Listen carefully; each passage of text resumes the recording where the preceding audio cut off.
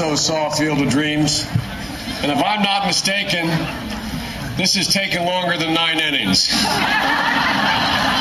I thank you for your courtesy. Let me begin by saying to Iowa, and I mean this sincerely, all of us have campaigned all over the country.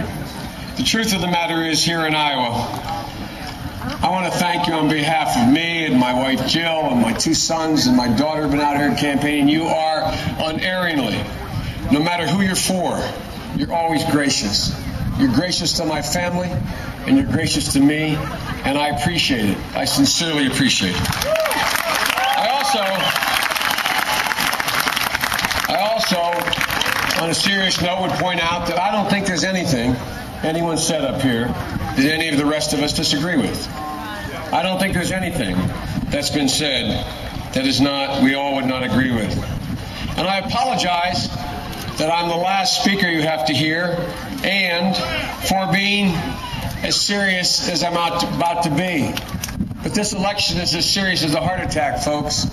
This is the single most important election any of you, regardless of your age, will ever vote in. Ladies and gentlemen, this past week, as that song goes, the earth moved beneath our feet. George Bush made it abundantly clear that he will not end this war in Iraq. If there was ever any doubt in anyone's mind, there is none now. And one of us on this stage is going to have to end the war he started. And that is deadly serious. Ladies and gentlemen, 3,780 dead, 27,848 wounded. This war must end. This war must end. 4 years and $20 billion later. 4 years and $20 billion later, the Iraqi army still cannot stand on its own. The Iraqi police are corrupt and should be disbanded. And 9 months into the surge, there are still 1,000 sectarian attacks a week. The assassination of leading Iraqi figures. The assassination of the leading Sunni sheikh who was in league with us to deal with al-Qaeda Iraq in Anbar. And the Shia militia roam uncontrolled, still marauding and still murdering.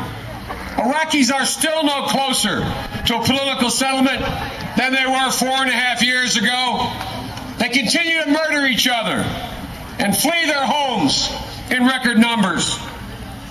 Yet this president had the audacity to look the American people in the eye on Thursday and say, my strategy is working. He went on to say, I'm going to continue to risk the lives and limbs of 130,000 brave Americans indefinitely. That is unconscionable. Simply unconscionable. Ladies and gentlemen, you know what the military in Iraq refers to fallen Americans as? I just returned from my 8th trip, and they refer to them as fallen angels. How many more angels have to fall before this folly ends? How many more? How many more parents have to be waiting at the other end of the line at the Dover Air Force Base to receive the bodies of their sons and daughters? Ladies and gentlemen, to add insult to injury, when General Petraeus was asked this week how continuing the president's policy would make us safer, he was speechless. The fact is, he knows, I know, and you know, it makes us more vulnerable. But I have a plan. I know how to make America safer. Start immediately by bringing American combat troops home. Get them out of the middle of that civil war. Focus them on securing Iraq's borders and protecting the Americans in the green zone. And most importantly, recognize that Iraq is incapable of being from the center, being governed from the center. Focus on free regions, giving them local control over the fabric of their daily lives, their own security, their laws relating to marriage and divorce and education and jobs, and start a diplomatic surge.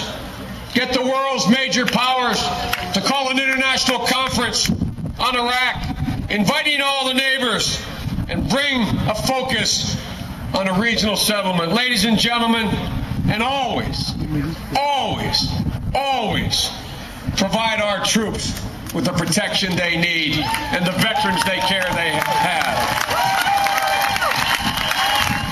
Folks,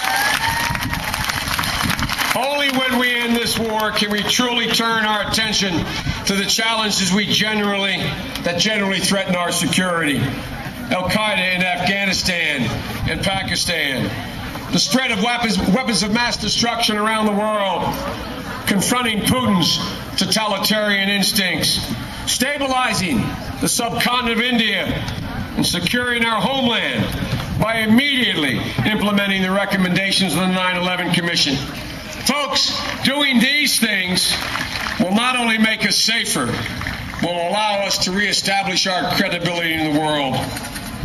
Ladies and gentlemen, some of us like to say, this is President Bush's war, but it's America's future. It's America's future. And every single one of us on this stage is going to have to figure out not only how to end the war, but secure that future. For one of us on this stage, based on what you heard from the President, is going to have to end that war. And what we say and do the remainder of this campaign trail will affect our ability to do just that. As John said, we better tell the truth. We better tell the truth. Because, ladies and gentlemen, it won't be a campaign. It won't be a game. It will be deadly earnest in January of 2009. And ladies and gentlemen, one more thing. We have to recognize, until we end this war, end the divisive politics which it has spawned, we will be unable to deal with any of the consensus issues you heard every one of my colleagues speak to. In order to be able to accomplish a single solitary one of the goals mentioned today, we're going to have to end this war. We all share the common goal of universal health care, secure retirements, access to a college education, strong unions to be able to guarantee a middle class that's growing, an energy security that frees us from the iron grip of the oil oligarchs, and energy security not only that frees us from that, but also a global warming coming to an end that literally will save a generation, save the world, literally. And ladies and gentlemen, a public funding of elections to end this obscene amount of money being spent.